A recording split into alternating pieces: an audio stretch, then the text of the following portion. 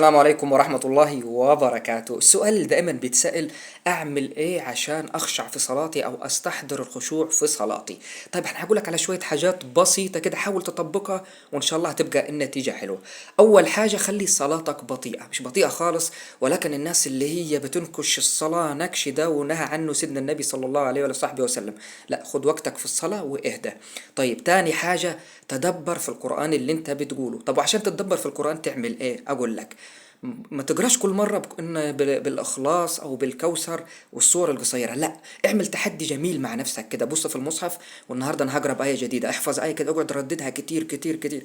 أو آية أنت بتحب تسمعها من شيخ معين اقرأ بيها. ما تتعودش على الصور القصيرة، آية حتى من سورة جديدة أفضل لك. يبقى عشان أركز في صلاتي لازم تبقى في آية جديدة بقراها، أبقى مركز وعامل تحدي مع نفسي.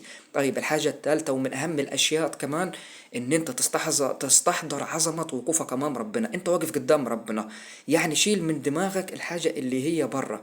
الحاجة او حط في دماغك ان الحاجة اللي بره امرها بيد من اقف امامه. انا واقف قدام ربنا سبحانه وتعالى، استحضر العظمة، ان ده بايده امر كل شيء. طيب اكثر في الدعاء في السجود.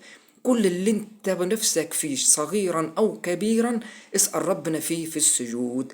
لذلك لازم تستحضر هذه العظمة، وإن شاء الله بعد هذه الخطوات البسيطة أو الجديدة إن شاء الله بإذن الله الصلاة هتبقى قرة عينك وهتلاقي الإحساس اتغير. يا ريت كل واحد يجربها، هتبقى النتيجة جميلة إن شاء الله، وهتشعر بتغير جديد في الصلاة وخشوع إن شاء الله، وربنا يتقبل منا جميعا.